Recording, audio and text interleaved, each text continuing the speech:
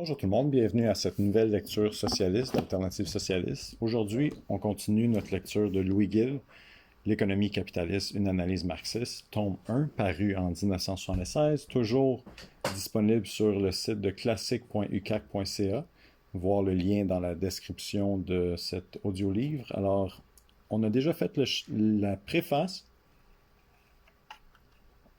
le chapitre 1, ainsi que le chapitre 2. Alors, on arrive au chapitre 3. On continue notre approfondissement de notre compréhension du fonctionnement de l'économie capitaliste afin de mieux comprendre la tâche à faire de la classe ouvrière dans sa tâche historique de faire la révolution pour libérer en fait les moyens de production.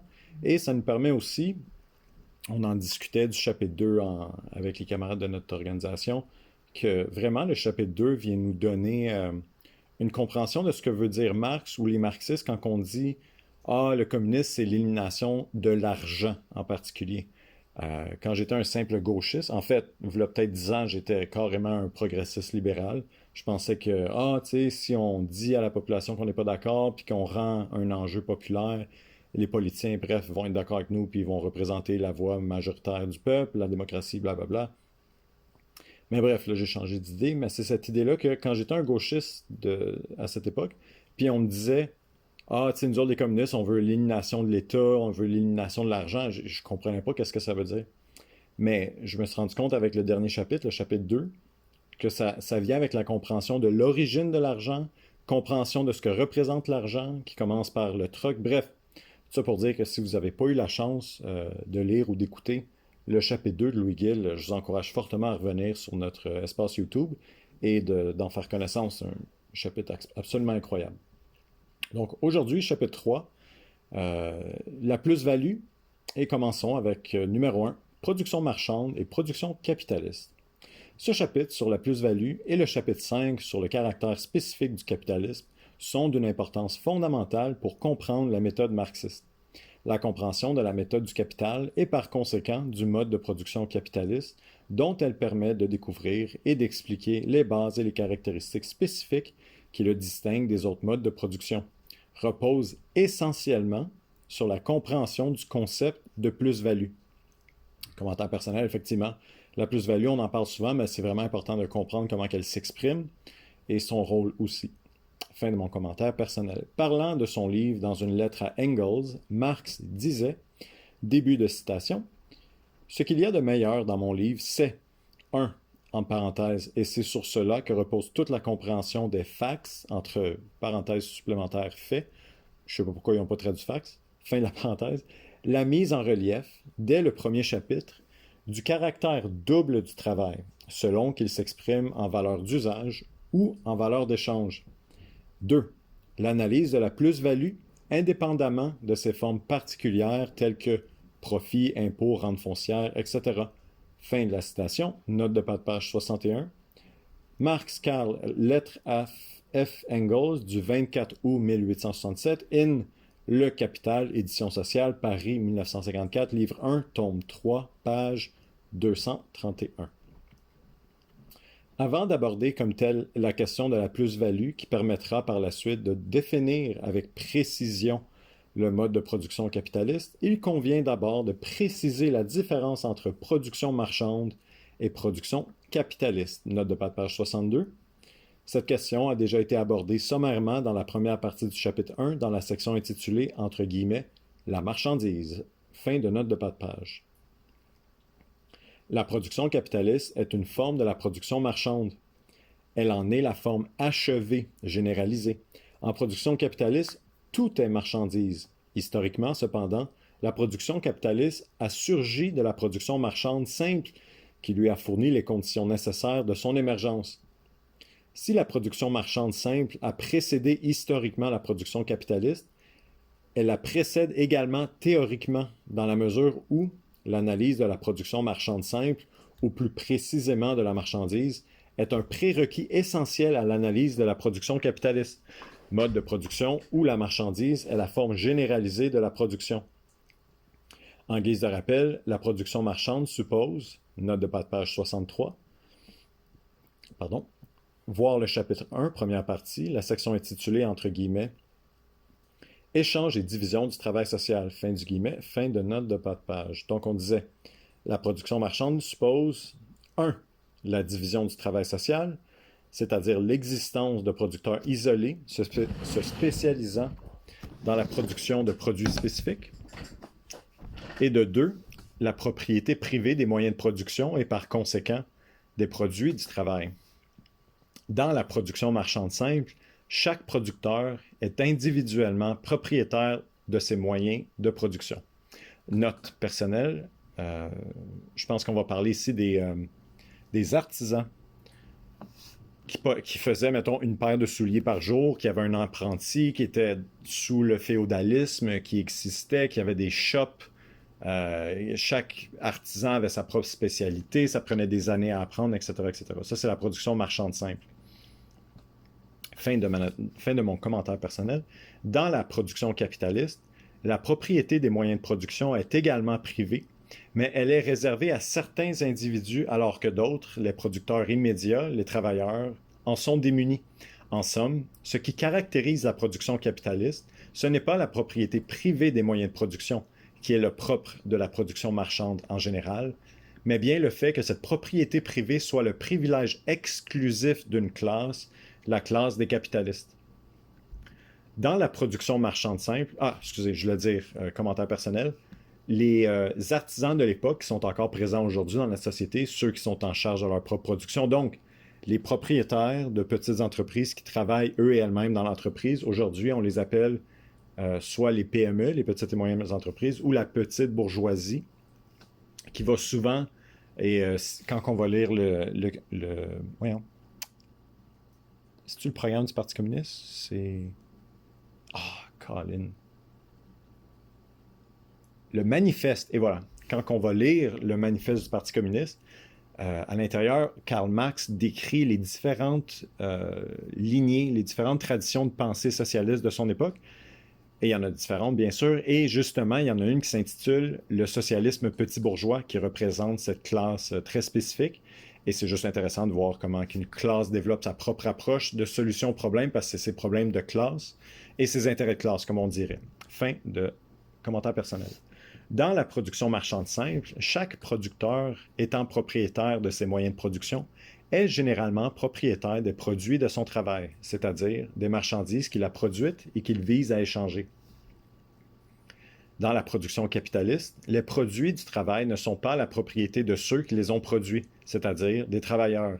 Ils appartiennent aux propriétaires des moyens de production. Ceux qui ne sont pas propriétaires des moyens de production sont ce que Marx appelle les, entre guillemets, travailleurs libres. Fin des guillemets.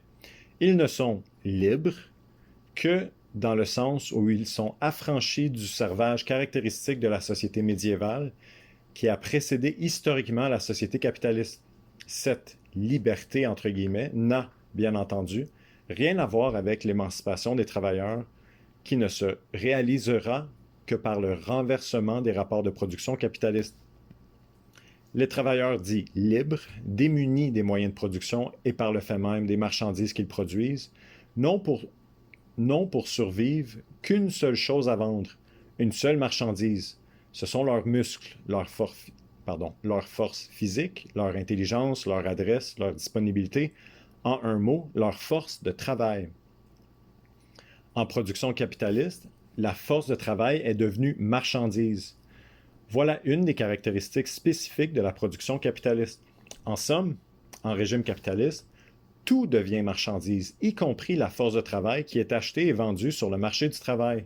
C'est en cela que la production capitaliste se distingue de la production marchande simple qui l'a engendrée. C'est en cela aussi qu'elle en est la généralisation.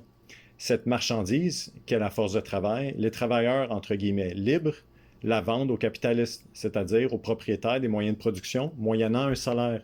Cette vente est leur seul moyen de survie. Si le travailleur, entre guillemets, libre n'est pas lié à un capitaliste en particulier, note de bas de page 64, contrairement à l'esclave qui était lié à son maître dans le mode de production esclavagiste et au serf qui était lié au seigneur dans le mode de production féodal. Fin de note de bas de page. Et peut ainsi, souvent contre son gré, passer de l'un à l'autre. Il ne peut toutefois s'affranchir de la classe capitaliste tout entière sans renoncer à la vie. Numéro 2. La forme générale du capital. La transformation de l'argent en capital. Contrairement à ce que l'on a souvent tendance à croire, l'argent n'est pas en soi du capital. Le chapitre précédent a montré, entre autres, le rôle que joue l'argent dans la circulation des marchandises. Il y joue le rôle de moyen de circulation servant d'intermédiaire dans l'échange des marchandises et n'y fonctionne pas comme capital. C'est néanmoins la circulation des marchandises qui a été historiquement le point de départ du capital. Début de citation. Il n'apparaît que là où la production marchande et le commerce ont déjà atteint un certain degré de développement.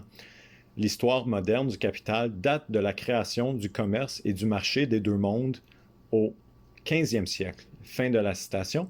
Note de bas de page 65, Marx, Karl, Le Capital, livre 1, tome 1, page 151. Fin de note de bas de page. Il est donc essentiel de distinguer l'argent en tant qu'argent de l'argent en tant que capital. Ils se distinguent l'un de l'autre par leurs différentes formes de circulation. Début de citation. La forme immédiate de la circulation des marchandises est MAM.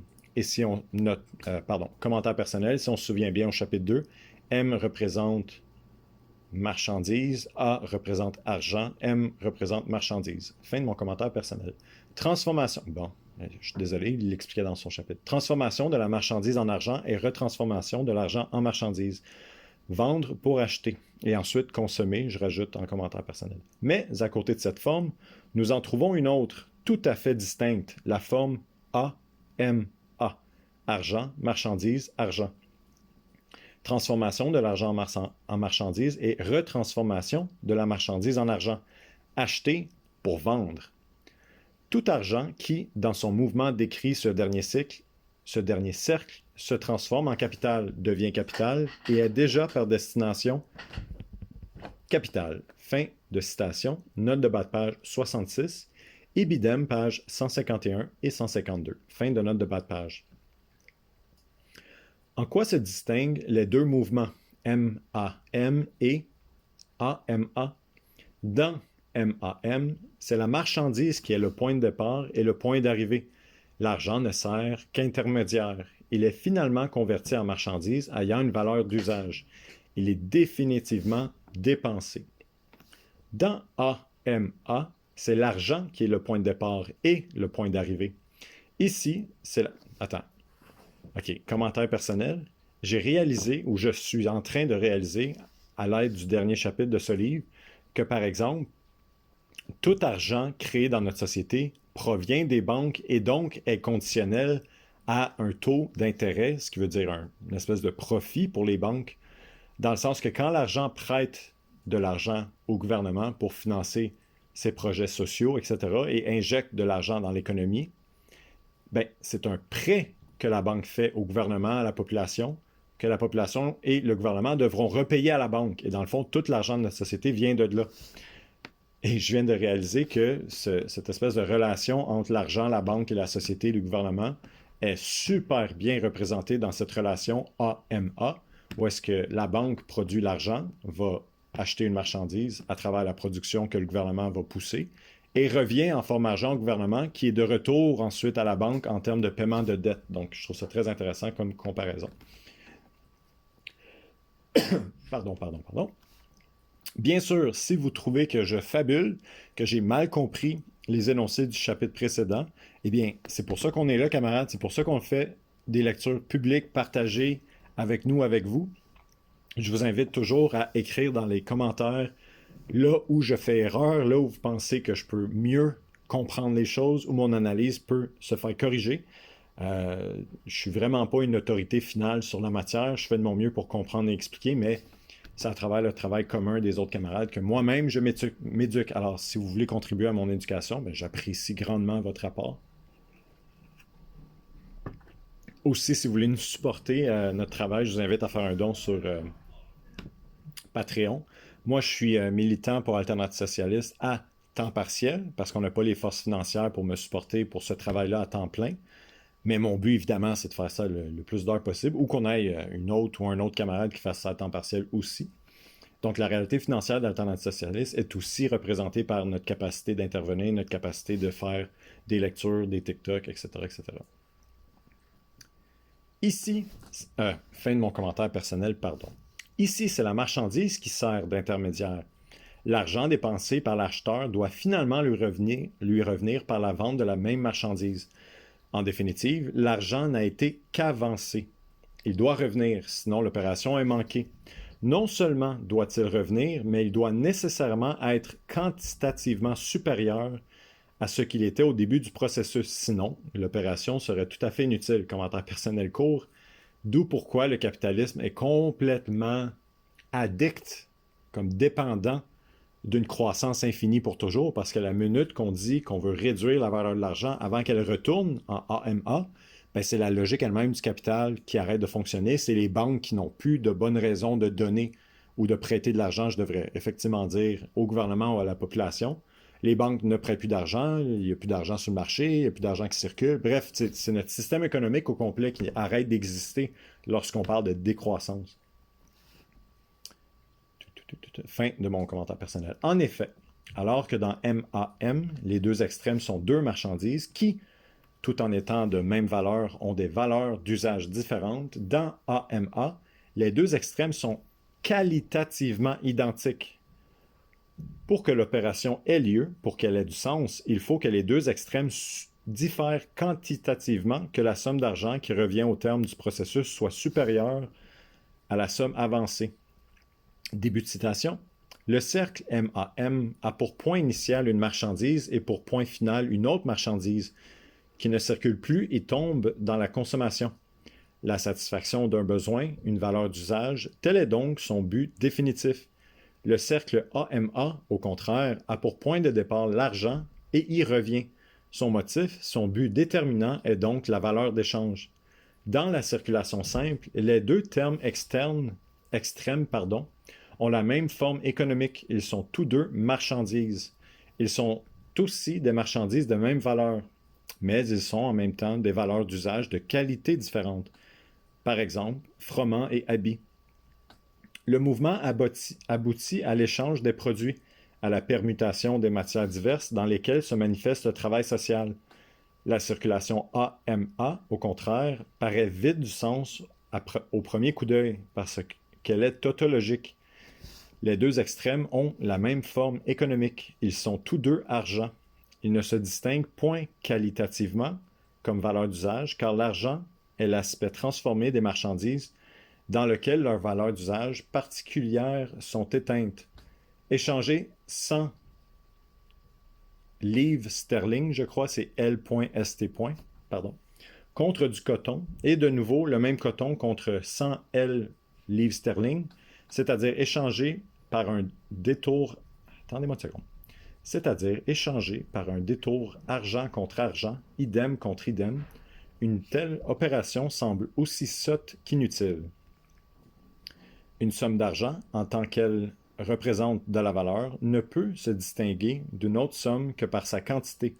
Le mouvement AMA ne tire sa raison d'être d'aucune différence qualitative de ces extrêmes, car ils sont argent tous deux, mais seulement de leur différence qualitative.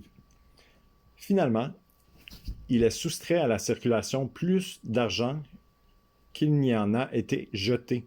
Le coton, acheté 100 livres sterling, est revendu à 100 plus 10 ou 110 livres sterling.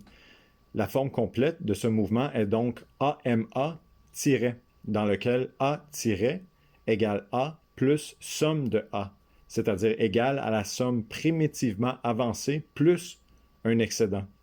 Cet excédent ou ce surcroît, je l'appelle plus-value, en anglais surplus-value, surplus value. Des fois, moi aussi, je dis, commentaire personnel, je dis valeur de surplus, mais je pense que plus-value, c'est le terme officiel dans la théorie, mais tu sais, c'est comme, ça se dit un peu mal en français. Valeur de surplus, plus-valeur, plus-value. Bref, fin de mon commentaire personnel. Non seulement donc la valeur avancée se conserve dans la circulation, mais elles y changent encore sa grandeur, y ajoutent un plus, se fait valoir davantage. Et c'est ce mouvement qui la transforme en capital. Fin de la citation. Note de bas de page 67. Ibidem, page 154 et 155. Fin de la note de bas de page. La base objective du fonctionnement du capitalisme. La forme complète est donc AMA- ou A- égale A plus AA, et AA est la plus-value. Bref, on vient de l'expliquer, mais en tout cas, l'origine de la plus-value sera analysée plus loin. Pour le moment, il s'agit de saisir la nature de cette formule générale du capital, formule fondamentale qui exprime la base objective du fonctionnement du capitalisme. Le motif, le but déterminant du mouvement AMA- est donc l'accroissement de valeur, contrairement à ce qui se passe dans la circulation simple, MAM, où il y a échange de valeur égale par l'intermédiaire de l'argent qui agit comme moyen de circulation. Il y a accroissement de valeur lorsque l'argent fonctionne comme capital. Une fois le mouvement AMA- complété, une fois la somme d'argent initiale augmentée, il n'y a pas non plus de raison pour que le mouvement s'arrête là.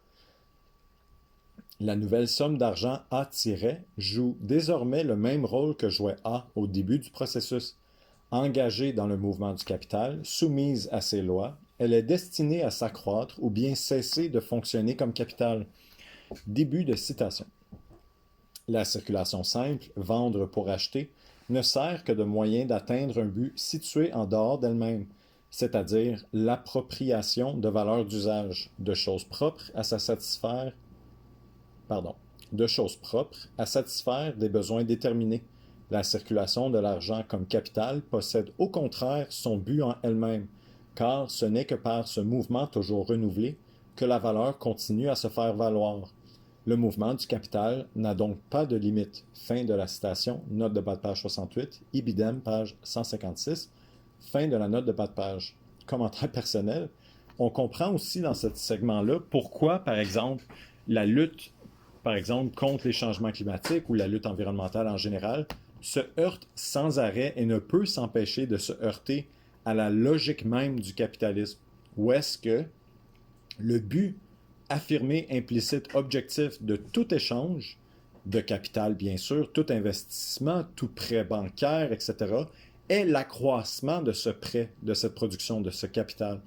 Et quand on parle du mouvement environnementaliste, du mouvement contre les changements climatiques, on se rend compte que le problème est que ce mouvement propose une limitation de la croissance, un investissement qui sera, donc, au lieu d'être profitable, ne sera pas profitable. On propose de réduire les profits dans un système qui ne connaît et qui ne peut que de maximiser le profit du privé, du capital, de l'échange, etc., etc., etc. Donc, on explore très bien ici comment est-ce que le capitalisme, de par sa nature, va ignorer tout un flanc d'activité humaine, tout un flanc de décisions potentielles démocratiques, où on aimerait faire X, Y, Z, mais cela devient impossible à cause de la nature même de notre système économique. Et là, je développe une dernière seconde, un dernier paragraphe pour dire que même si l'État, dit Robinstein, peut être l'agent de redistribution de la richesse, peut être l'agent pour faire des projets sociaux, des investissements publics, des projets, etc., etc., l'argent que l'État détient pour créer ces projets-là, faire cette redistribution-là, vient de l'activité économique, vient des capitalistes, vient de la banque. Et que donc, en dernière analyse, dès que les banques, les capitalistes commencent à prioriser un accroissement de leurs profits, un accroissement du A qu'on voit après le AMA, dès que ce tiret-là devient important, ben, ça va être le rôle de l'État, sous peine de juste perdre la capacité d'emprunter ou de financer ses propres projets, de trouver une manière de faire les projets sociaux en même temps que de faire croître l'économie, de satisfaire les intérêts des capitalistes. Et en dernière analyse, on va prioriser la belle joie, la profitabilité des compagnies, du privé, de l'économie, au-delà des considérations sociales et redistributrices de l'État. Ce que des partis sociaux-démocrates comme Québec solidaire ne peuvent comprendre, ne sont pas capables de réaliser, ne sont pas capables de mettre dans leur programme. Ils veulent faire de la simple redistribution sans considérer la nature même qui agit comme obstacle concret à leurs ambitions et leurs promesses politiques. Fin de mon commentaire personnel. Le capital ne peut arrêter son mouvement sous peine de ne plus fonctionner comme capital. Et voilà. Ce mouvement sans cesse renouvelé est la base objective du fonctionnement du capitalisme. Le comportement subjectif du capitalisme. Comment, dans ce contexte, doit-on comprendre le rôle du capitaliste? Soumis à ces lois objectives du fonctionnement du capitalisme, qui existent en dehors de lui et qui déterminent son comportement, le capitalisme n'est en somme que la personnification du capital par l'incarnation subjective de ces lois objectives. Le capitaliste est tout simplement un agent du capital. Commentaire personnel, on peut penser à Bill Gates ou au gars là, qui a acheté Twitter, qui l'a transformé en X, je me rappelle même plus de son maudit nom. Colin, j'ai un blanc. Ah, Elon Musk. Donc ça, c'est des agents du capital. On les garde en tête pendant qu'on lit ce segment. Fin de mon commentaire personnel. Comme tel, il ne peut se permettre de ne pas faire fructifier le capital qu'il possède. Il pourrait toujours cesser de le faire, se retirer, cesser en somme de fonctionner comme capitaliste. Cela n'empêcherait pas les lois du capitalisme de continuer à jouer. Cela n'enrayerait pas le mouvement du capital et notre capitaliste serait rapidement remplacé par un autre agent du capital qui ferait le travail à sa place. Début de citation. C'est comme représentant, comme support conscient de ce mouvement que le possesseur d'argent devient capitaliste. Sa personne, ou plutôt sa poche, est le point de départ de l'argent et son point de retour. Le contenu objectif de la circulation AMA- c'est-à-dire la plus-value qu'enfante la valeur, tel est son but subjectif intime. Ce n'est qu'autant que l'appropriation toujours croissante de la richesse abstraite est le seul motif déterminant de ces opérations, qu'il fonctionne comme capitaliste ou, si l'on veut, comme capital personnifié, doué de conscience et de volonté. La valeur d'usage ne doit donc jamais être considérée comme le but immédiat du capitaliste, pas plus que le gain isolé, mais bien le mouvement incessant du gain toujours renouvelé. Fin de la citation. Note de bas de page 69. Ibidem, page 156, fin de la note de bas de page. Deux remarques importantes et riches d'enseignements par rapport à la méthode de Marx peuvent être dégagées de ce qui précède. Numéro 1. C'est à partir des conditions objectives, celles du mouvement du capital, que Marx déduit le comportement subjectif du capitaliste, simple agent du capital. C'est en analysant les conditions économiques de la production marchande que Marx dégage les lois qui s'imposent aux individus et classes. Dans l'établissement de cette loi objective du mouvement du capital, l'élément subjectif, c'est-à-dire le comportement du capitaliste, n'intervient pas. Il est, au contraire, déterminé par la loi objective. Il en découle. Et 2. Les conditions économiques du capitalisme ne sont pas des conditions atemporelles. Elles sont apparues avec le capitalisme et disparaîtront avec lui. Elles correspondent à une étape historique donnée, et il en est ainsi des comportements subjectifs déterminés par ces conditions objectives. Ainsi donc, pour Marx, la recherche du profit par le capitaliste devient l'expression subjective du mouvement du capital qui doit sans cesse s'accroître. Ce comportement est déterminé par les conditions économiques de la production capitaliste, c'est-à-dire par des conditions correspondant à un moment déterminé de l'histoire. La soif du profit, le besoin d'accumuler sont des caractéristiques du capitalisme. Elles disparaîtront avec lui. Commentaire personnel. Tout le temps que je lis les dernières sections sur la différence entre le fonctionnement objectif et le fonctionnement subjectif du capitalisme, je pense à l'analyse de la provenance et de l'existence des oppressions sous notre système, le racisme, le sexisme, l'ableisme, le capacitisme, etc., où est-ce que, nous, notre rôle en tant que marxistes, c'est de se rendre compte que la représentation subjective d'une oppression, donc le move, si on veut, d'un capitaliste de vouloir plus exploiter les immigrants, plus exploiter les femmes, plus exploiter les personnes non blanches, plus exploiter les personnes des autres religions, bref, you name it, provient d'un contexte objectif de fonctionnement qui vient restreindre les choix des capitalistes vers une série de choix et pour les capitalistes, dans leur logique de gouvernance subjective, la discrimination des personnes devient le choix le plus logique, le plus alléchant, le plus simple, le plus apte à produire les profits maximalisés. Nous, notre job, c'est de comprendre le contexte, c'est de comprendre l'existence objective, c'est de comprendre les lois. Pourquoi? Parce qu'en comprenant l'évolution des lois du capitalisme objectif dans leur moment historique, ben là, on va pouvoir prédire l'évolution de la culture oppressive, des oppressions, du racisme, du sexisme dans notre société. Des deux côtés. Du côté où est-ce qu'ils s'exacerbent, qu'ils sont en direction montante, qu'il y en a de plus en plus, qu'elles s'exagèrent, et aussi son contraire, des périodes historiques où on va voir une diminution ou un combat contre les oppressions, un combat de libération, etc. Je veux dire, Marx il va décrire comment c'est à cause du capitalisme qu'on a éliminé l'esclavagisme qu'on avait sous l'époque ancienne, féodale et tout ça, parce que les capitalistes, ça donne que par pure coïncidence, avaient besoin du travailleur ou de la travailleuse libre, ce qui était impossible sous l'esclavagisme du travailleur-travailleuse qui appartenait à son maître toute sa vie. Donc, ça l'a adonné que les capitalistes voulaient libérer les esclaves, ce qui est une période objectivement de progrès social pour les esclaves, eux et elles-mêmes, évidemment, mais nous, en comprenant le contexte alentour de l'activité de libération, entre guillemets, ben, on comprend que ça n'avait rien à voir avec une volition quelconque ou un vœu de la part des capitalistes et des puissants de vouloir libérer qui que ce soit, mais bien de maximiser le profit des capitalistes. Et c'est là qu'on comprend la façade, le mensonge des bourgeois et de leur discours de libération et d'être contre les oppressions, etc., etc. Bref, je m'emballe.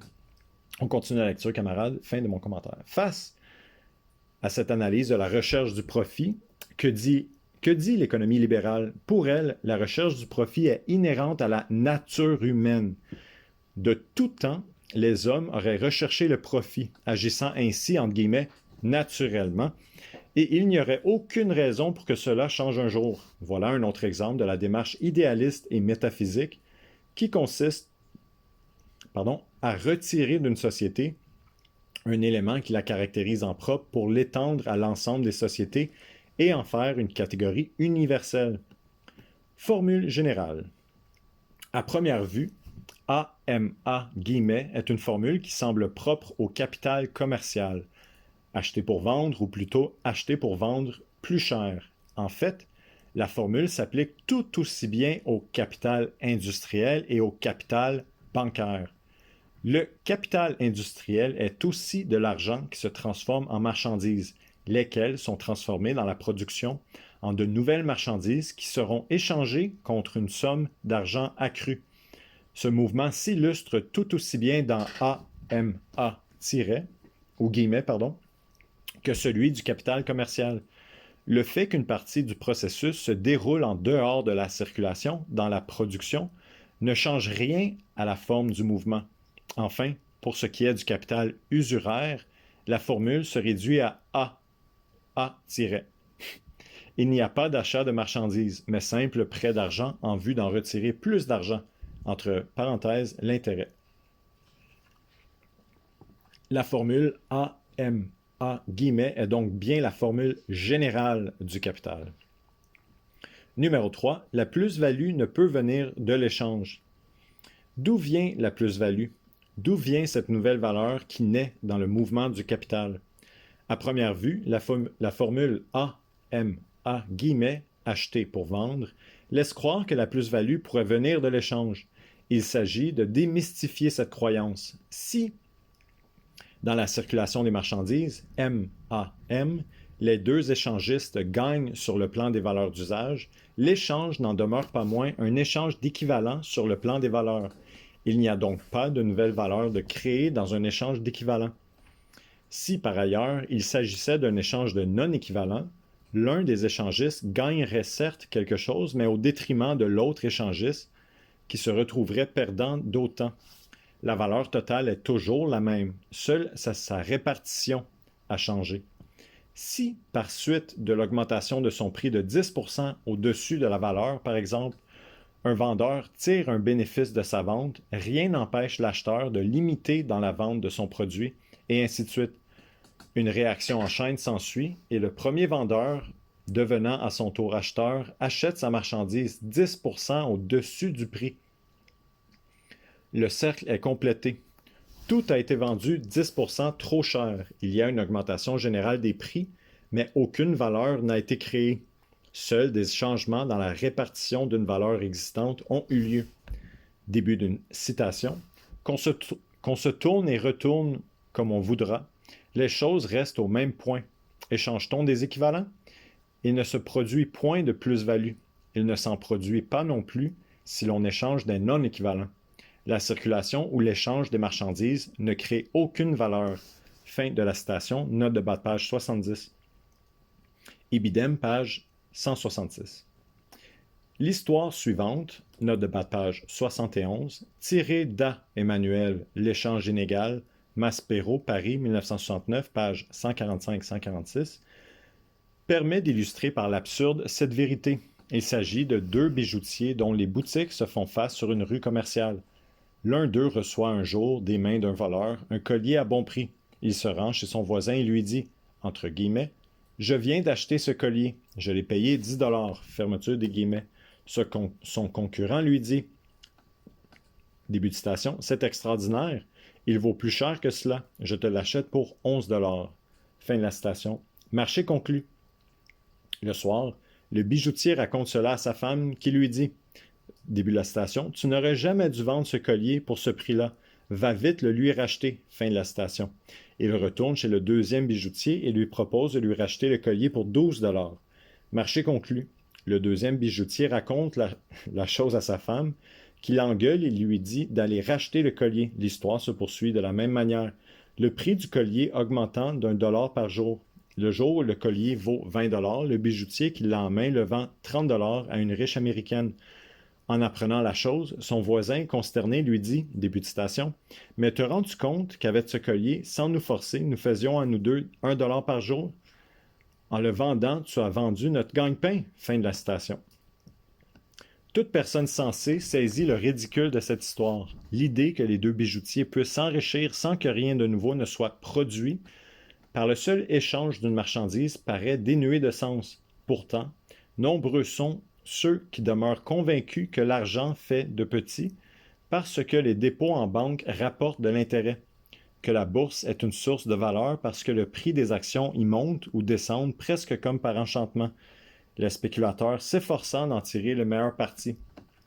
Ce qui est impossible entre deux bijoutiers est tout aussi impossible entre des milliers de spéculateurs, prêteurs ou échangistes de toute espèce.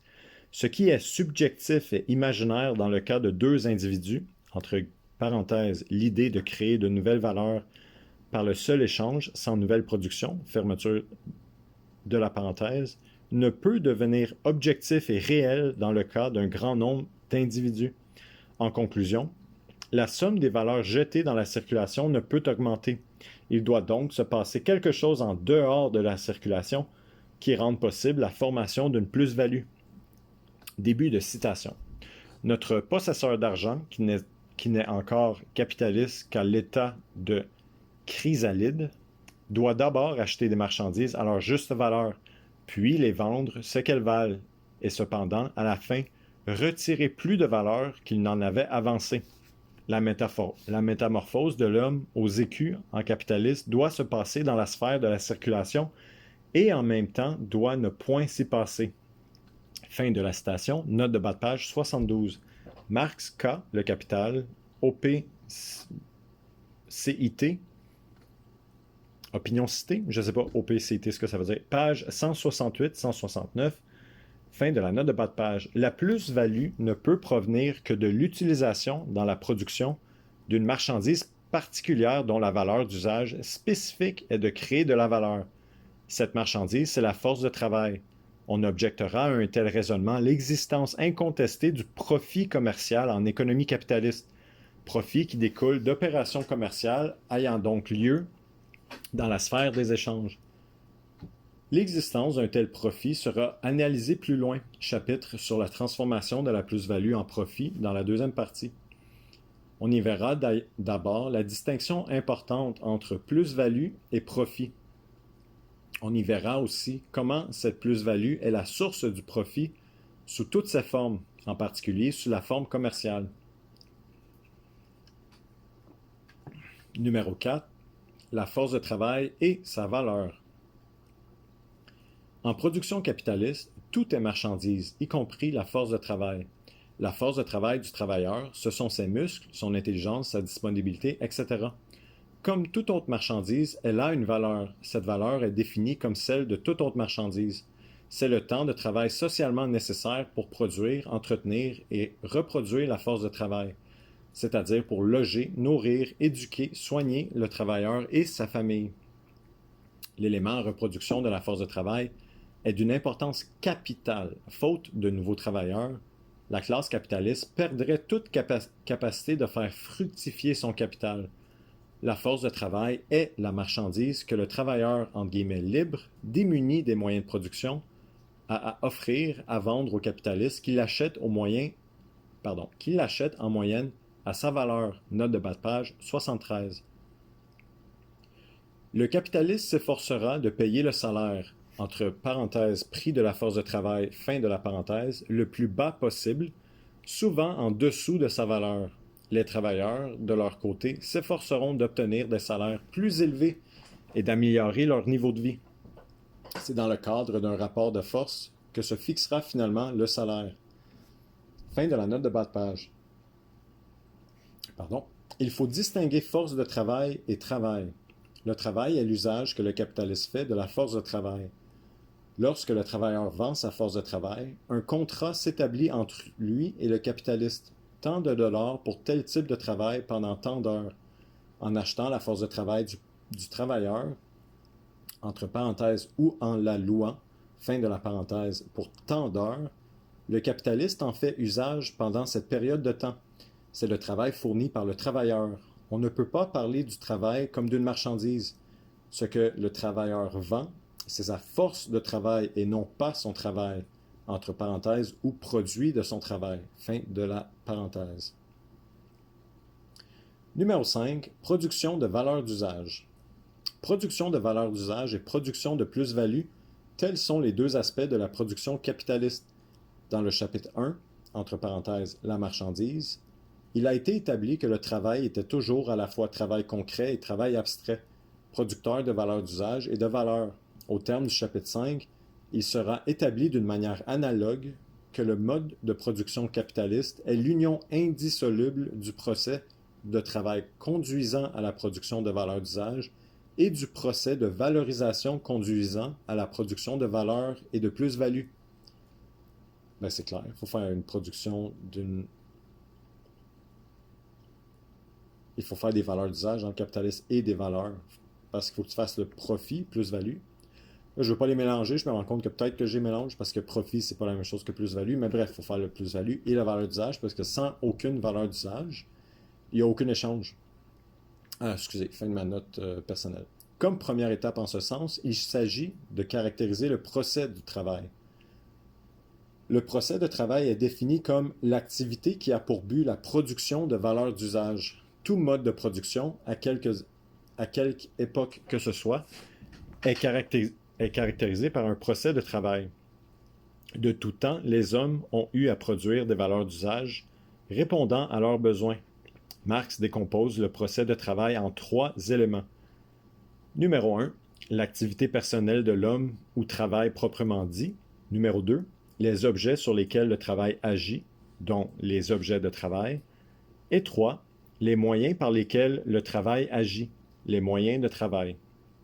Donc, on a l'activité personnelle, les objets de travail et les moyens de travail. Les objets de travail, ce sont la terre, les choses qui en sont détachées, entre parenthèses, le minerai, l'eau des rivières et des lacs, le poisson tiré de l'eau, etc., fin des parenthèses, et les matières premières.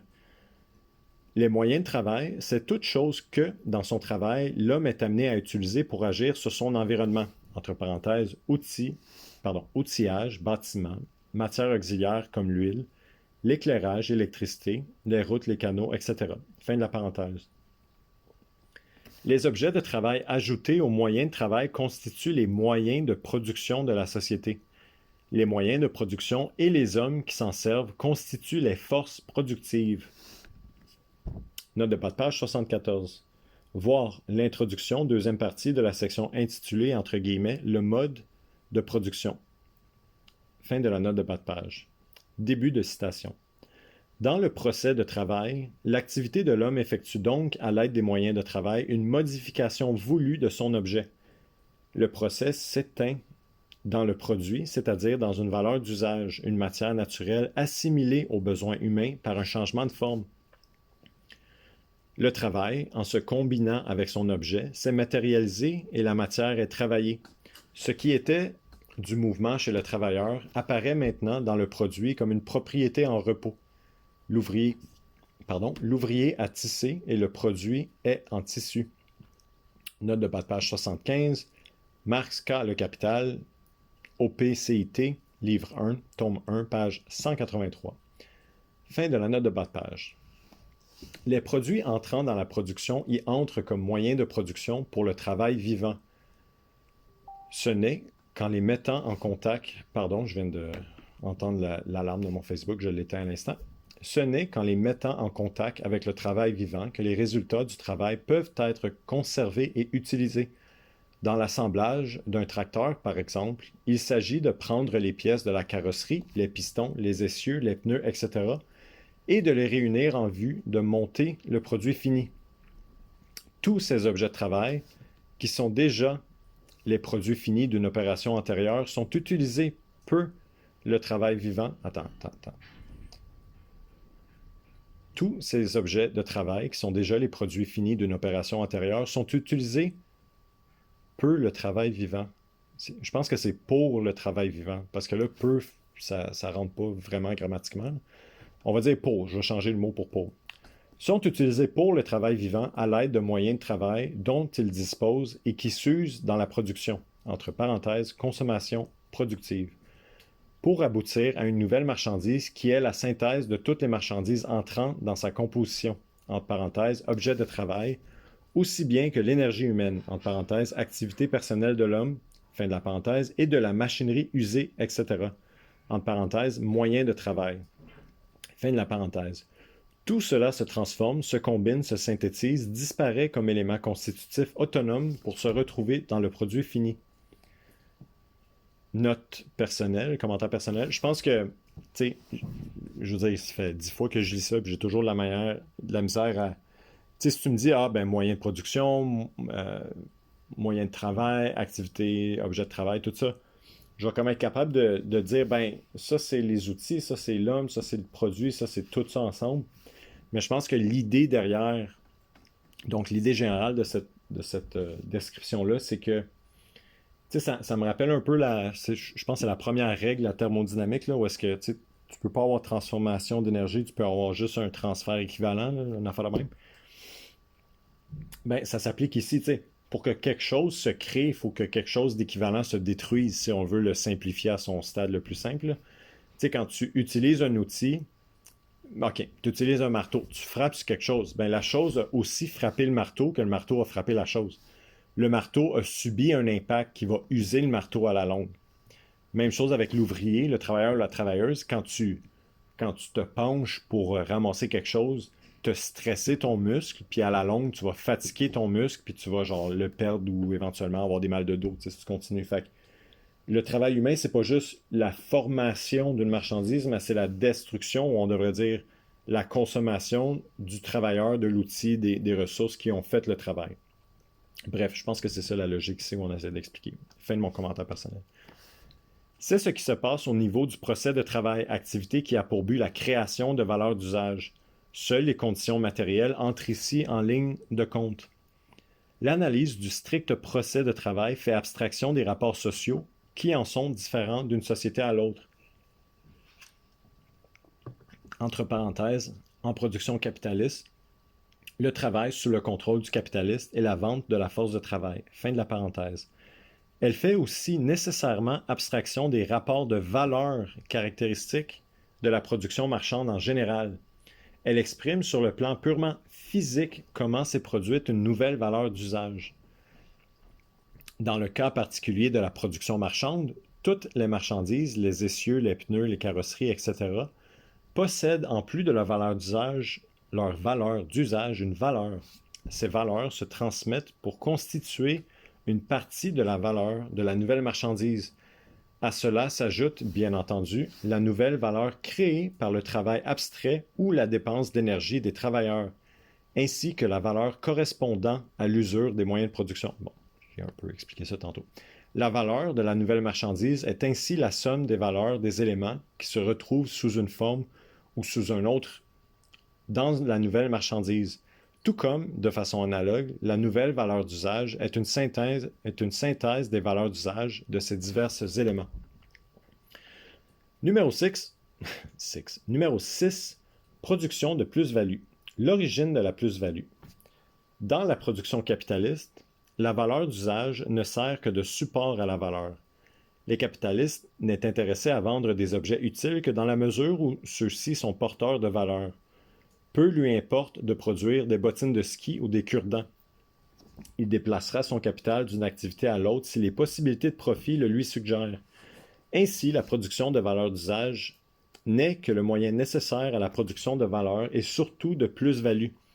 Le procès de travail est la base du procès de valorisation. Le mouvement AMA- exprime la nécessité d'un accroissement du capital. Notre capitaliste, poussé par cette exigence, veut retirer plus d'argent qu'il n'en a avancé. Comment cela est-il possible? Par l'utilisation d'une marchandise particulière, la force de travail, dont la propriété particulière est de créer de la valeur. L'exemple numérique suivant permettra d'illustrer ce fait.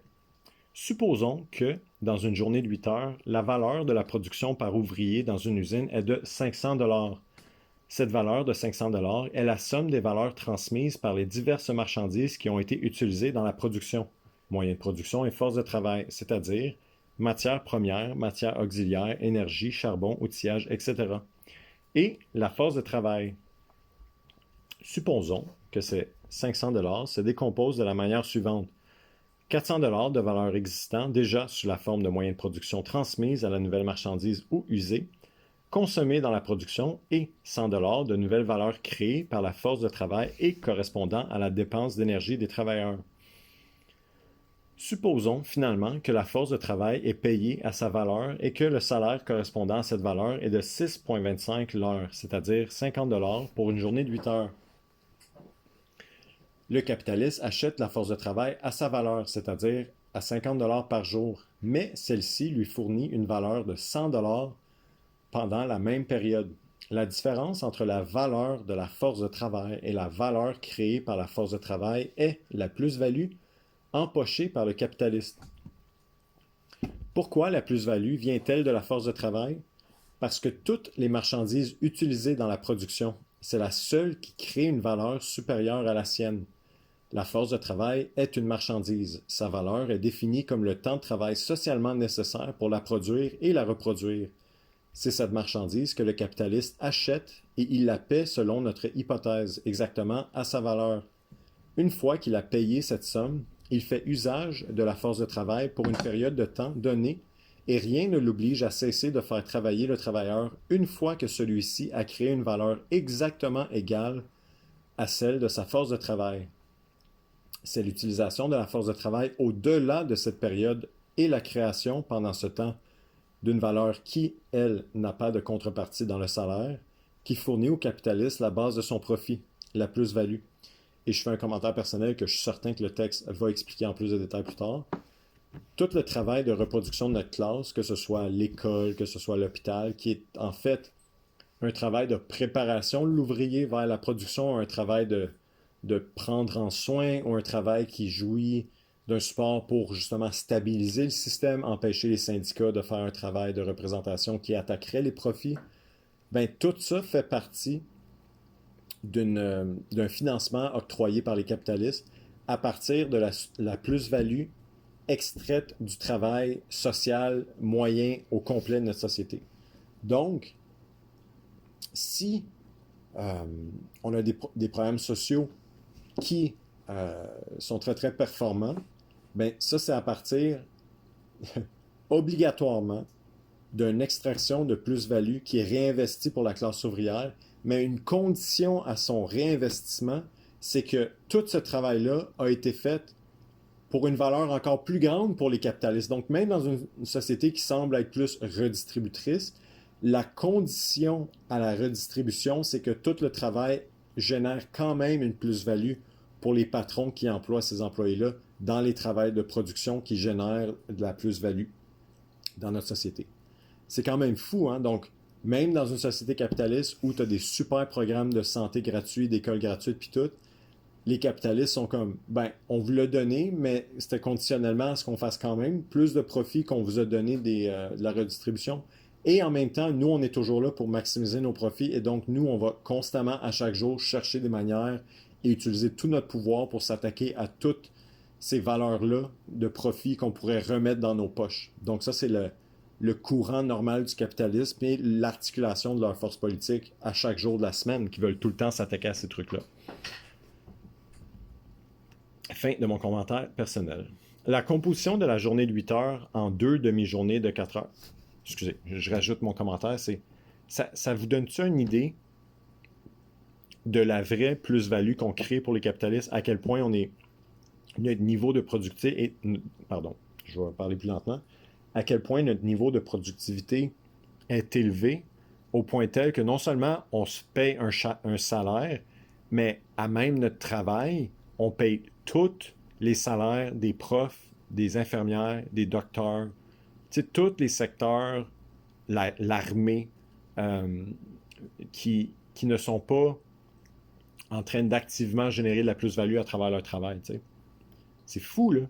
Puis même à ça, même dans une société comme au Québec, tu sais, les plus riches capitalistes du Québec, même en crise économique, se font des milliards de plus par année. Ils s'enrichissent à coût de milliards de dollars. Donc, tu sais, je veux dire, non seulement tu as cette idée de redistribution théorique où est-ce que, ben, s'il y avait juste plus de capitalisme, ben, toute la plus-value serait dans la main de la classe ouvrière pour améliorer notre société. Donc, représentant l'argent, c'est toute la valeur investie et détenue par tous les capitalistes de notre société qui seraient réinvestis dans notre société pour l'améliorer. Ha ha ha. Mais aussi, tous les gains de productivité futurs qui vont leur appartenir aussi, mais aussi tout le gaspillage du travail qu'on fait, qu'on ne gaspillerait plus. Je veux dire, la société socialiste va être capable d'avoir une société vraiment plus plaisante pour notre classe. Je veux dire, c'est inimaginable le genre de changement qu'on va avoir quand on va être capable de juste, tu sais, quand on travaille puis qu'on crée de la plus-value, de juste la réinvestir dans la communauté, dans notre classe sous contrôle démocratique, au lieu de la mettre dans les poches des plus riches du monde, incluant les plus riches du Québec, les plus riches internationaux, l'argent caché dans les comptes de banque en Suisse, etc., etc. Oh my God! Si on se faisait à l'idée de la richesse créée qui nous est carrément prise de notre travail puis mis dans leur poche pour nous exploiter encore plus, on arrêterait de se battre pour des maudites peanuts, genre, puis des 2% de plus que 0,5%. Bref. La composition de la journée de 8 heures en 2 demi-journées de 4 heures permet de mieux voir ce phénomène. La réalité ne se découpe pas, bien entendu, de cette manière. L'objectif d'une telle illustration vise simplement à éclaircir la situation afin de comprendre comment la plus-value provient de l'utilisation de la force de travail. Dans la première moitié de la journée, les 4 premières heures, la valeur produite par ouvrier est de 250 $, entre parenthèses, la moitié de la production quotidienne, fin de la parenthèse, dont 200 $ de valeur transmise par les moyens de production et 50 $ de nouvelles valeurs créées par la force de travail. Ces 50 $ correspondent exactement à la valeur de la force de travail. Au bout de 4 heures, l'ouvrier a donc créé une nouvelle valeur égale à la valeur de sa force de travail. Les 50 $ par jour dont lui et sa famille ont besoin pour se loger, se nourrir, etc. Mais le capitaliste n'arrête pas la production au bout de ces 4 heures. Il continue pendant 4 autres heures. Il continue pendant 4 autres heures. 250 $ de marchandises sont alors produites, dont 200 proviennent des moyens de production et 50 $ de la force de travail. Mais cette fois-ci, les 50 $ n'ont pas de contrepartie dans le salaire. Pendant la deuxième partie de la journée, le travailleur a, dans les faits, travaillé gratuitement pour le capitaliste qui en a retiré la plus-value. Le salaire payé à l'ouvrier ne correspond pas à la quantité de travail qu'il a fourni ou à la valeur qu'il a créée pendant ce temps, mais à la valeur de sa force de travail, c'est-à-dire à la valeur de la marchandise vendue au capitaliste qui l'utilise. C'est là l'origine de la plus-value. Mais la création de cette plus-value, aucune loi de la production marchande n'a été violée. Le capitaliste a acheté les marchandises nécessaires à la production, y compris la force de travail, en les payant à leur valeur. Une fois la production terminée, il vend aussi les nouvelles marchandises à leur valeur. Pourtant, il ne retire plus que ce qu'il a avancé. Pour paraphraser Marx, la métamorphose de l'homme aux écus en capitaliste s'est passée dans la circulation et en même temps ne s'y est point passée. En fait, la circulation a servi d'intermédiaire à la transformation de l'argent en capital. C'est sur le marché que se vend la force de travail pour être exploitée dans la production où elle est source de plus-value. Entre guillemets, l'échange sur le marché se fait d'égal à égal. Le travailleur obtient en échange de sa force de travail un salaire qui est égal à la valeur de sa force de travail. La loi des échanges est rigoureusement observée, équivalent contre équivalent. C'est au niveau de la production de nouvelles valeurs que se situe l'exploitation. Le travailleur fournit au capitaliste plus de valeur qu'il n'en reçoit contre l'usage de sa force de travail. La différence entre les deux est la plus-value. Je pense qu'il y avait la fin d'une parenthèse à quelque part ici, je ne l'ai pas vu, mais c'est pas grave. La plus-value, un concept spécifique. La production de plus-value est une caractéristique propre de la production capitaliste. C'est l'élément fondamental qui permet de la distinguer, entre autres, de la production marchande en général. Début de citation. Dès qu'elle se présente, non plus simplement comme unité de travail utile et du travail créateur de valeur, mais encore comme unité de travail utile et du travail créateur de plus-value, la production marchande devient production capitaliste, c'est-à-dire production marchande sous la forme capitaliste. Fin de la citation. Note de bas de page 76, ibidem, page 197. Fin de la note de bas de page. En production marchande, le travail est créateur de valeur. En production capitaliste, il est non seulement créateur de valeur, mais de plus-value. La plus-value est un concept spécifique au mode de production capitaliste. Il ne saurait donc être question de plus-value ailleurs que dans la production capitaliste. Cela ne veut pas dire cependant que dans les autres modes de production, il n'existait aucun surplus. Il faut retourner à l'aube de l'humanité pour trouver des sociétés où aucun surplus n'existait, où toute la production était immédiatement consommée. Il suffisait à peine à assurer la survie. Avec le développement des forces productives, les hommes sont arrivés à produire au-delà du strict nécessaire, à dégager un surplus. Avec l'apparition du surplus, s'est posée la question de son appropriation et se sont constituées les classes sociales en lutte pour cette appropriation et fondée sur elle. Dans la production capitaliste, le mode d'appropriation du surplus est l'extorsion par la classe capitaliste de la plus-value produite par la classe ouvrière. Le régime du salariat se caractérise par une division de la journée de travail en travail payé et travail impayé, source de la plus-value. Divers modes d'appropriation du surplus ont précédé historiquement le capitalisme. Dans le mode de production féodal, par exemple, l'appropriation par le seigneur du surplus produit par le serf se faisait par le prélèvement d'un tribut. Le serf travaillait, disons, 3 jours pour lui et 3 jours pour son maître. Comme dans le mode de production capitaliste, il y avait donc séparation entre travail payé et travail non payé. Toutefois, la force de travail n'était pas une marchandise sous le féodalisme. Le travail n'était pas du travail salarié. Le mode d'appropriation du surplus était différent. Si on peut parler de surplus dans ce cas, il ne saurait pourtant être question de plus-value, qui est un concept spécifique utilisé par Marx pour caractériser le capitalisme. Avec la disparition des rapports de production capitalistes dans une économie socialiste, disparaît le mode d'appropriation du surplus fondé sur le salariat. Il n'existe donc plus de plus-value en économie socialiste, même s'il y a production d'un surplus, mis de côté de certains stocks agricoles, par exemple, pour consommation ultérieure, construction de routes, de ponts qui profiteront aux générations ultérieures, etc. Fin de la parenthèse. L'existence d'un surplus, en somme, est liée au développement des forces productives, ce qui diffère d'un mode de production à un autre. C'est son mode d'appropriation et par suite l'utilisation qui en est faite. À l'époque féodale, c'était les seigneurs qui s'appropriaient le surplus et décidaient pardon, de son utilisation, entre parenthèses, festin, cathédrale, etc. En économie capitaliste, ce sont les propriétaires des moyens de production, les capitalistes, qui s'approprient la plus-value et l'accumulent. En économie socialiste, la classe ouvrière, collectivement propriétaire des moyens de production, n'est plus une classe salariée. Elle planifie la production, y compris celle d'un surplus, en fonction des besoins de la société. Il y a toujours production de surplus. Tout n'est pas entièrement consommé sur le champ, mais une partie est utilisée pour améliorer les conditions de vie et de travail. En économie socialiste, il n'est plus question de plus-value, même s'il y a surplus. Numéro 7. Capital constant et capital variable. Les deux parties précédentes de ce chapitre ont permis de voir comment la production capitaliste est à la fois production de valeur d'usage et de plus-value. Elles ont aussi permis de comprendre que la production capitaliste est à la fois transmission de valeur des moyens de production utilisés et création de nouvelles valeurs. La transmission de valeur se fait au cours du travail lorsque les moyens de production se transforment, disparaissent ou s'usent lentement et leur valeur passe aux nouveaux produits. La création de valeur a lieu grâce à l'utilisation de la force de travail. Au début du processus, le capitaliste possède une somme d'argent qu'il est prêt à avancer en vue de l'accroître. En d'autres termes, l'argent qu'il possède va fonctionner comme capital.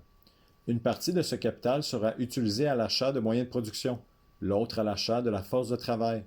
On appelle capital constant la première et capital variable la deuxième partie.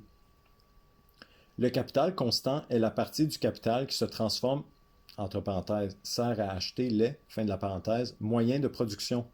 Ceux-ci ne font que transmettre leur valeur à la nouvelle marchandise. Cette partie du capital initial se retrouve donc sans modification au terme du procès de travail. C'est pourquoi on l'appelle, entre guillemets, capital constant, fin des guillemets. Il n'y a que transmission de valeur. Le capital variable est la partie du capital qui se transforme en, entre parenthèses, sert à acheter la, fin de la parenthèse, force de travail. Celle-ci ne se limite pas à reproduire et transmettre son équivalent, mais créer une valeur additionnelle. Cette partie du capital initial ne se retrouve pas intacte, mais changée, augmentée, à la fin du procès de travail. Elle a transmis plus que sa valeur à la nouvelle marchandise. C'est pourquoi on l'appelle capital variable, entre guillemets. Il y a une création de nouvelles valeurs. Dans l'exemple numérique précédent, le capitaliste a dépensé 400 $ de moyens de production. Son capital constant était de 400, C égale 400. Cette valeur s'est transmise à la nouvelle marchandise. Il a aussi dépensé 50 $ en salaire pour acheter la force de travail. Son capital variable était de 50, V égale 50. Mais la force de travail a créé une nouvelle valeur de 100 $ par l'achat et l'utilisation de la force de travail grâce à une partie de son capital. Le capitaliste a fait fructifier ce capital. Il a avancé 50 $ plus 400 et il en retire 100 plus 400.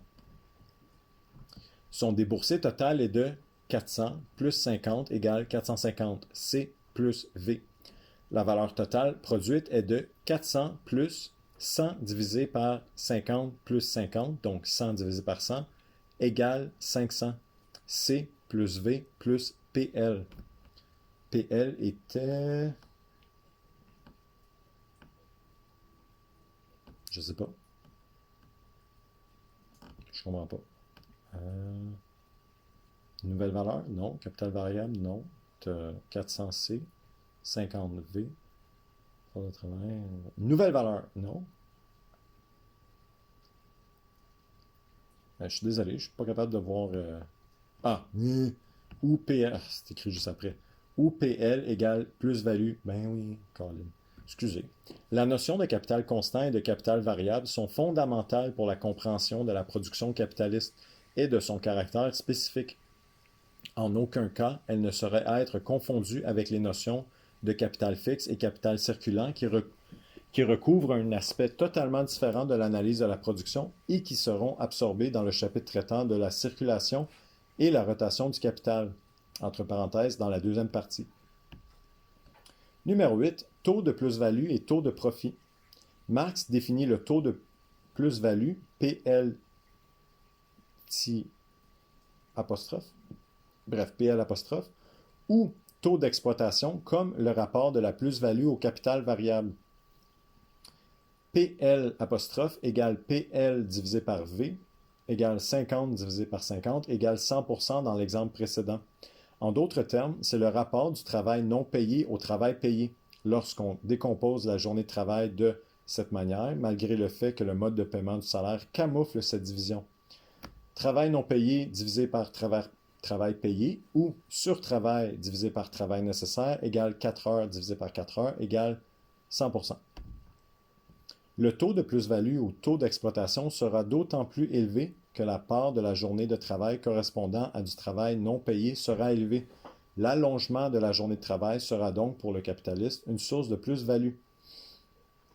Le taux de plus-value vise à faire ressortir le fait que la seule source de plus-value est la force de travail achetée par le capital variable. Le capitaliste, lui, considère que son profit, envisagé à ce niveau-ci de l'analyse comme assimilable à la plus-value, lui provient non pas de son capital variable, mais de l'ensemble de son capital, constant et variable. Le taux de profit, P apostrophe, est donc le rapport de la plus-value à l'ensemble du capital, C plus V. P apostrophe égale PL divisé par C plus V. Pardon. Je vais boire un peu plus d'eau. Une précision importante s'impose ici par rapport à la formule du taux de profit. C'est la distinction qu'il faut faire chaque fois qu'on parle de capital entre capital total engagé et capital consommé dans la production. Cette distinction sera reprise en détail dans un chapitre ultérieur. Commentaire personnel. Dans notre analyse de tous les jours des fondements économiques, je pense qu'il est ultra utile de connaître comme le fondement de cette théorie-là et d'y revenir quand c'est utile, mais quand on analyse, par exemple, tu sais, je sais pas moi, que en ce moment, c'est la CAQ qui gouverne le Québec, fait que c'est le premier ministre Legault. Tu sais, quand Legault, s'adaptant à la nouvelle guerre froide, puis les réorganisations de la production mondiale pour genre vendre notre hydroélectricité à la production internationale, soi-disant qu'il veut être plus verte, mais aussi parce qu'on veut produire de plus en plus de batteries, parce que c'est stratégique pour nos armées, va faire un réinvestissement dans la production de batteries, va hausser les prix pour les consommateurs moyens pour donner des meilleurs taux à l'entreprise. Quand on fait cette analyse-là pour décrire comment que le gouvernement va sacrifier la richesse de la majorité pour toujours satisfaire la richesse de la minorité, peu importe leur taux de profit. On peut aussi parler des taux de profit de l'Oblast qui ont augmenté leur prix au-delà du niveau de l'inflation pendant la pandémie pour, en période de crise, faire des profits qui brisaient tous les records.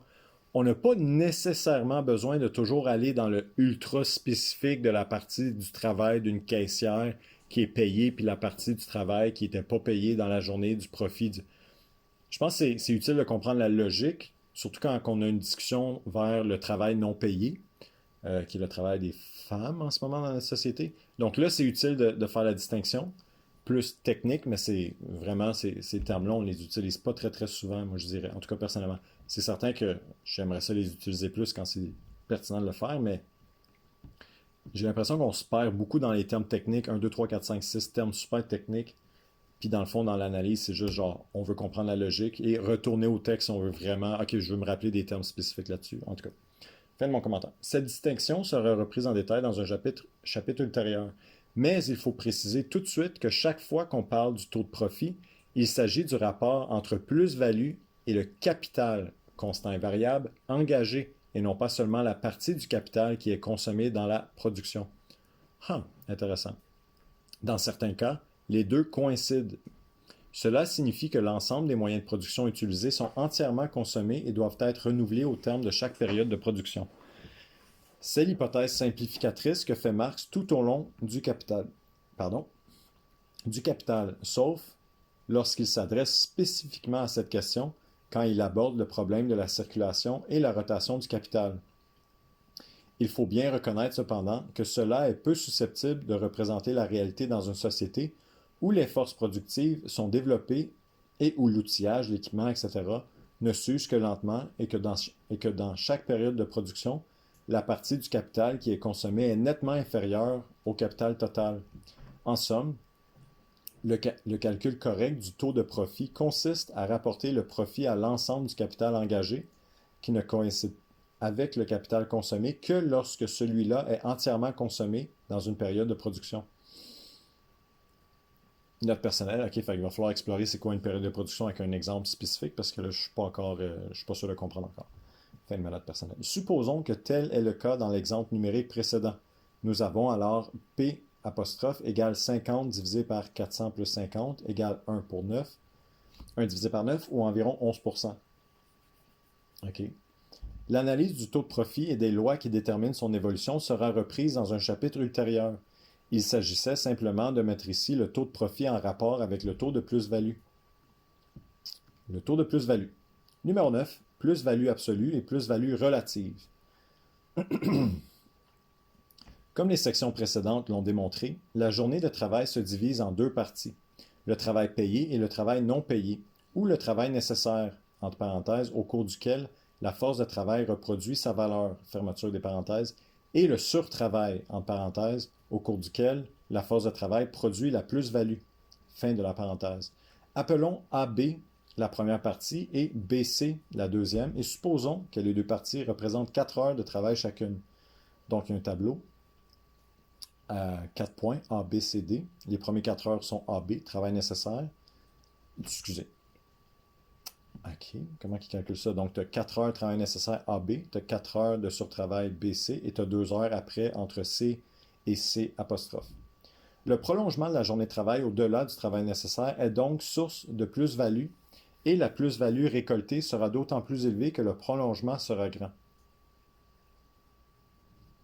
Excusez, commentaire personnel. Je viens de me rendre compte que quand il y a une hausse du coût de la vie, d'une manière sociale, c'est un transfert de notre richesse en termes de salaire vers les profits des capitalistes, que je viens de mentionner plutôt avec, mettons, l'oblast. Et donc, d'une certaine manière, d'après la logique du texte, ça serait une autre manière de voir l'allongement, entre guillemets, de notre journée de travail, parce que dans une journée de travail, on n'a pas touché au profit de notre boss, mais on a réduit notre part de profit à nous autres. Non, c'est le contraire, ça serait un rétrécissement de la journée de travail à notre compte, parce que à travers les hausses de coût de la vie, d'une manière sociale, de manière générale, on fait moins, on vend notre force de travail pour moins cher que ce qu'on produit pour le capitalisme, parce qu'on perd de plus en plus de notre salaire relatif au capitalisme qui se fait de plus en plus de profit relatif. Bref, faites du sens pour vous autres. Moi, j'essaie de faire des associations dans ma tête qui sont peut-être vraiment, vraiment erronées ou peut-être vraies, je ne sais pas. Dites-le dans les commentaires. Fin de mon commentaire personnel. Le prolongement de la journée de travail au-delà du travail nécessaire est donc source de plus-value et la plus-value récoltée sera d'autant plus élevée que le prolongement sera grand. Ainsi, par exemple, si le surtravail se prolonge jusqu'à C apostrophe, 2 heures de plus, le capitaliste retirera plus de plus-value que si la journée de travail se termine en C. Le taux de plus-value, PL apostrophe, passera de 4 divisé par 4 égale 100% à 6 divisé par 4 égale 150%. Pardon. La plus-value produite par le simple allongement de la journée de travail est ce que Marx appelle la plus-value absolue. Mais la plus-value peut aussi être augmentée sans prolongement de la journée de travail. En maintenant à 8 heures la journée de travail, si la transformation des conditions techniques de la production permet de réduire à A, B, apostrophe égale 3 heures de travail, socialement nécessaire pour produire et reproduire la force de travail, alors le surtravail est allongé d'1 heure sans qu'il n'y ait eu prolongement de la journée de travail. Le taux de plus-value passe de 4 divisé par 4 égale 100% à 5 divisé par 3 égale 166 et 2/3%. La plus-value qui provient de l'abréviation du temps de travail nécessaire est ce que Marx appelle la plus-value relative. La plus-value qui provient de l'abréviation du... OK, donc la plus-value absolue, c'est genre 4 heures, 4 heures. Moi, j'ai 4 heures, toi, tu as 4 heures. Ça, c'est value. absolue, puis relative, c'est quand je réduis ma journée de travail relative, qui est la plus-value relative. OK. Continuons. La plus-value relative est donc rendue possible par une amélioration des conditions techniques. Ouais, c'est ça, les moyens de production. De la production dans les branches d'industrie dont les produits assurent la subsistance de la classe ouvrière et déterminent par conséquent la valeur de la force de travail. La production de plus-value relative exige le progrès technique et pose par le fait même la question de la plus-value extra. On va y arriver, camarades. En effet, l'introduction de nouvelles techniques permet pendant un certain temps aux capitalistes qui l'utilisent le premier de retirer un avantage sur ses concurrents. Au cours de cette période, la, entre guillemets, valeur, guillemets fermés, individuelle de la marchandise qu'il produit, entre parenthèses, le temps de travail qu'il prend pour la produire, fermeture de la parenthèse, se situe en dessous de la valeur sociale, entre parenthèses, le temps de travail socialement nécessaire, fermeture de la parenthèse. En vendant cette marchandise à sa valeur sociale, ou même légèrement en dessous, en vue de conquérir une part plus grande du marché, le capitaliste en question recevra une plus-value extra qui subsistera tant que les autres capitalistes n'auront pas adopté cette nouvelle technique et réduit le temps de travail socialement nécessaire, c'est-à-dire la valeur sociale, au niveau de la valeur individuelle du capitaliste innovateur. L'octroi de droits d'auteur et de brevets d'invention, pratique courante dans notre société, contribue à retarder l'application généralisée du progrès technique et à protéger les bénéficiaires du progrès qui touche la plus-value extra au détriment des masses qui ne pourront profiter que beaucoup plus tard de réduction de coûts amenée par ces nouvelles techniques. Merci, capitaliste. Ce qui termine notre chapitre, camarades. Donc, j'espère que ce fut fort intéressant. On rentre dans le concret, là. On rentre dans la compréhension du fonctionnement même du capitaliste, notre salaire, comment est-ce qu'on produit de la valeur pour les capitalistes, pourquoi est-ce que, par exemple, la lutte syndicale n'est pas en elle-même révolutionnaire, qu'est-ce qui manque à la lutte syndicale? Ou est-ce que de simplement demander un salaire extra, c'est sous-entendu que pour que les boss acceptent de te payer plus cher, que tu leur fais encore des profits. Parce que s'ils arrêtent de faire des profits, ils vont pas te payer, ils vont te mettre à la porte, puis ils vont fermer leur compagnie, ils vont te mettre en lock-out. Donc, notre existence est conditionnelle à la maximisation et au continu des profits des capitalistes pour lesquels on ne peut rien faire d'autre que de travailler en tant que classe ouvrière pour survivre.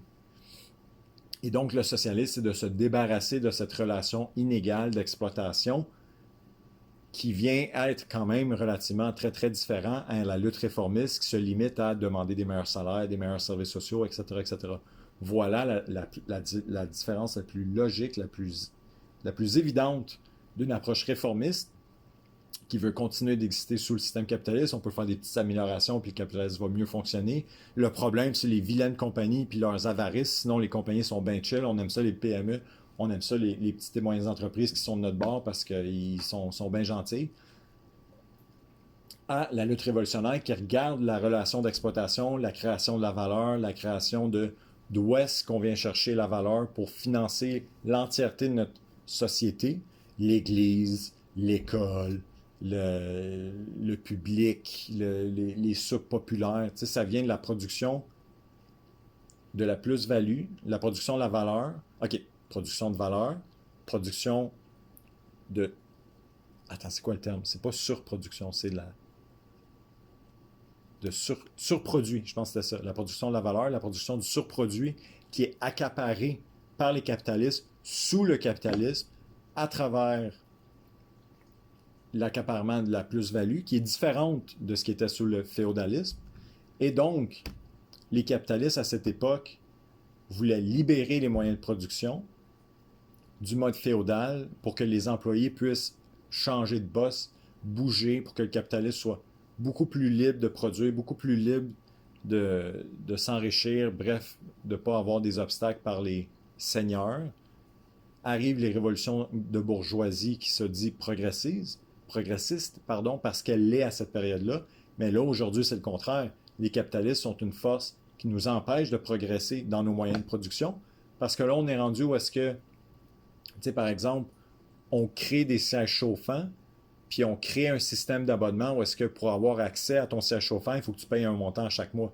Le capitalisme est tellement en crise qu'on cannibalise les progrès technologiques et techniques de ce qu'on peut avoir comme société pour non seulement aller chercher des profits parce qu'on crée une affaire que les gens achètent, mais là, même ça ne marche plus.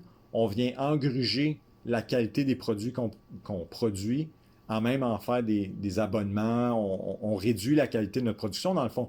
Ou est-ce que, par exemple, un autre exemple stupide, mais qui est quand même intéressant, YouTube, à l'époque, il n'y avait pas d'annonces.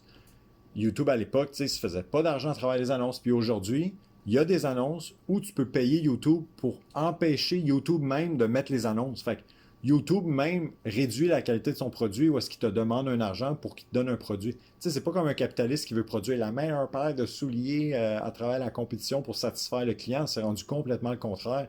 Ou est-ce que le capitaliste a toute la production de souliers puis va réduire la qualité de ses souliers pour encore avoir plus de... En tout cas, c'est rendu complètement con. Donc, on continue la lecture. Si vous voulez participer au cercle de lecture, envoyez-nous un courriel à info@alternativesocialiste.org. Supportez-nous. Si vous voulez nous payer un café, allez sur notre Patreon. Je vous encourage à vous abonner à notre Patreon pour recevoir un journal où on fait non seulement de la théorie, mais notre journal, c'est l'application de toute cette théorie-là dans les enjeux communs qu'on parle, culturels, antiracistes, libération des femmes, libération nationale, lutte économique, lutte syndicale. Donc ça, c'est notre journal. On le fait à chaque mois ou deux. Puis on aborde les thèmes qu'on aborde dans les nouvelles, qu'on aborde dans nos luttes en ce moment, Palestine, etc., etc. Donc c'est vraiment notre document auquel on est le plus fier parce que ça permet à nos camarades de mettre en action cette analyse-là dans une lutte qui se passe en ce moment. Donc on sort de nos cours, on sort dans notre sorte de lecture, puis on met le marxisme à disponibilité de notre classe comme une arme pour mieux organiser nos luttes, etc. Donc je vous encourage à nous supporter là-dedans. Sinon, on se revoit bientôt ou on se réécoute bientôt à la lecture du prochain chapitre qui sera chapitre 4, la journée de travail. Toujours Louis Gill, l'économie capitaliste, une analyse marxiste. Je vous souhaite une bonne fin de journée. Au revoir.